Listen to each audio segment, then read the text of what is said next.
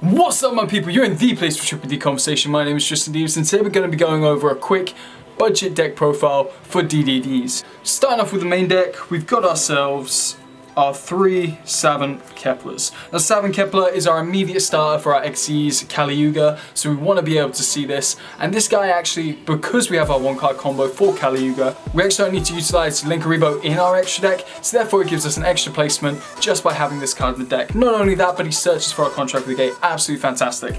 Coming up next, we have our triple copies of Lamia. Lamia is an immediate starter. We do need to see it in hand, and for budget players, definitely an essential piece.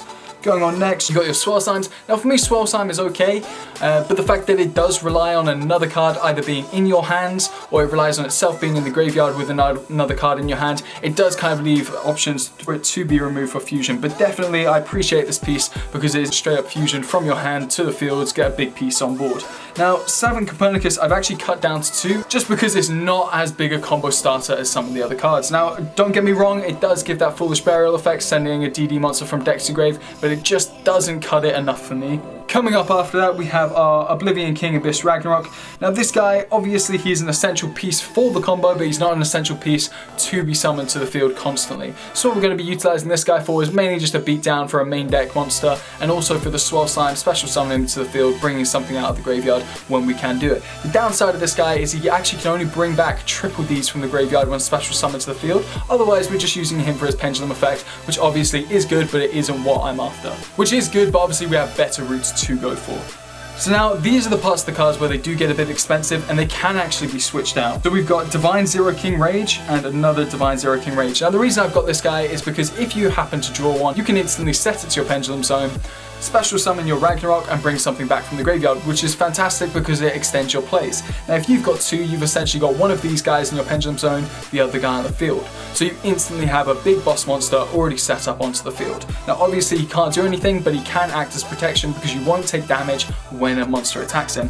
Now, alongside that, we do have our Laplace. This is a boss monster because we have no win conditions in our main deck. We have to rely on our extra deck for that. So having these guys as win conditions, especially for budget deck profiles, it does give us a few more options as to what we can do. And you can switch all 3 of these out for an extra effect Veiler, a Vice Typhoon, and a Copernicus, just because they'll extend the plays pretty much the same way or negate plays depending on what you're after. So again, these 3 can be switched out for those other 3 cards. Now going into one-offs, we also have a Necro Slime. I've cut Necro to 1 because we have so many Swirl Slimes and so many summons from that. We actually don't need to see Necro Slime as much. We just need to get him in the graveyard. Coming up next, Savant Thomas and Orthros. Now, because in a budget deck, you are going to be focusing on something that's a little bit more simple, especially combo plays. Orthros, amazing card, especially against Mystic Mind decks, because you can set it in the Pendulum Zone, you can destroy your own monster, getting a monster off the field anyway, and you can also destroy a spell or trap card, whether it be your own or whether it be theirs. So it does benefit you in quite a few ways just by popping any cards on the field. Now, Savant Thomas is a bit more unique, but you do get the return from your extra deck, which is also quite pleasing. So you do get that return back to your hand that you can actually pop off another combo that way.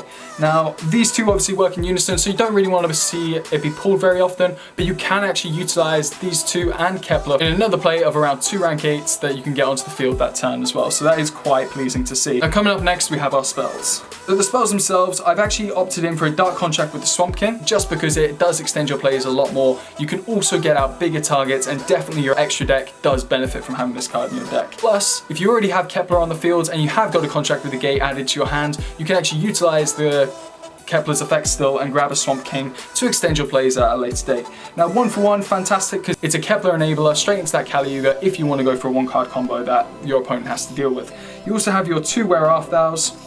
Now I've cut Wear-Off Thou down to 2 due to the fact because you take a lot of damage from it, and we're not looking at regaining life points as much in this deck profile. Now for me, I only use this to bait out Ash Blossoms. You also then have your Foolish Burial. Now this obviously takes out the Copernicus, but it gives you the ability to A, negate an Ash Blossom, or B, continue your play in a different way. And last but not least, obviously for those of you guys with brain cells, you have your Dark Contract with the gate. Now you might have guessed that right now we've only got Now for those of you that have paid attention, we've only actually got 27 cards on the field. Now what this means right now is we still have another 13 cards in this pile that are great extenders and are pretty cheap to pick up at the moment. So we do have ourselves our Ash Blossoms. Now these guys have been reprinted so many times, you can pick them up for pennies. Ash Blossom is just a generic card right now in the meta that's utilized to straight up negate your opponent's searches. So I really do like that effect. You've also got your Ghost Ogres. These are great for just simply destroying your monsters, especially things like Needle Fire. Ghost Ogre and Snow Rabbit is a fantastic effect just to rid of said monster. Obviously the effect failures to negate the responses in the first place. Once again, these can all be picked up in common. You don't have to go for super rare, ultra rare, or anything like that. Now, definitely I've put in my Solemn Judgments due to the fact that even if you pull 2 of these, being able to set the first turn, you can completely annihilate your opponent's plays, and you can just straight up half your life points, then half them again, then even half them again. So it doesn't really matter. Obviously your opponent can walk over you, but that's for you guys to be clever about and you guys to actually think about what you're doing. Now coming in next, you've got your Debunks. Now these are relatively cheap at the moment. You negate the activation of any monster that's activated in the hand or in the graveyard, which is actually fantastic because it negates all sorts of hand traps and just allows you to basically carry on through your combo plays. Especially in this day and age when Call by the Grave is back down to 1, this is a great replacement for it. Obviously it's slower, but that being said, it does have a lot of potential there. Next up we got our extra deck. Now starting off, obviously I'm going to have that Gilgamesh. Now this one has a name, so you guys are thinking, what? Hold the phone, what's he doing? There we go, we've got 2 Gilgameshes in the deck. We've got a no-name and a name Gilgamesh. With the first one, you can literally utilize him as just something to activate a special summon, bring something back from your graveyard, and continuing playing from there. Then you can go into another Gilgamesh and simply set your field back again. Coming up next, we have our fusions. Now, straight up, we got our 2 Flame King Gangers. They're very good for the Exes plays and actually allow you to progress your play even further from there.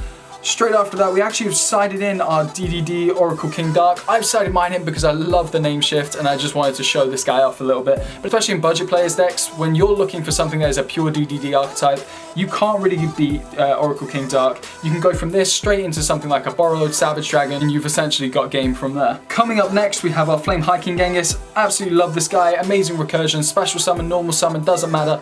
Bring your monsters out from the graveyard. Absolutely love that. And a brand new piece to my deck profile is actually the Triple D Wave Oblivion King Caesar Ragnarok. Now, I've said in my previous videos, I'm actually not a fan of this guy, and the reason being is because it requires so many materials. But when the materials are so easy to get out of your deck in the first place, for this guy to be summoned, it's a no-brainer. You might as well have him in here. Even if he's been destroyed and he's in the graveyard, you can utilize any other play, essentially bring him out of the graveyard anyway, and just annihilate your opponent with that 3,200 attack in the first place. Coming up next, we have our Exes Monsters. Now, we literally are just going to rank up. We're going to go from that DDD Wave King Caesar. Obviously, he just ranks into that Marksman King Tail. 2 Flame King Gengises that are going to go into that Flame High King Caesar. And then we also have our Kali Yuga and our Triple D Super Doom King Armageddon. Both amazing pieces to add to the deck and really annihilate your opponent with the combos. There is an amazing combo that allows you to get this guy, this guy, this guy all out on the field in one go, but you have to beg me before I'm putting this combo out there because it's one of my secret pieces and I don't really want to give my secrets away right now. So if you're after this, make sure you're subscribing to the content, and maybe if you're lucky I might reveal my secrets later down the line. But last up we have Synchros, and these are some of my favorite cards simply because it's so simple. Like, not many people actually utilize their Synchros in the correct way, and there are pieces that can still be cut, especially Gus King Alexander. Now, I am a fan of Gus King Alexander, I just don't think it has the potential, but for a budget DDD deck, definitely have Gus King Alexander in, a great extender, and simply allows you to bring out your Lamia to go into something higher.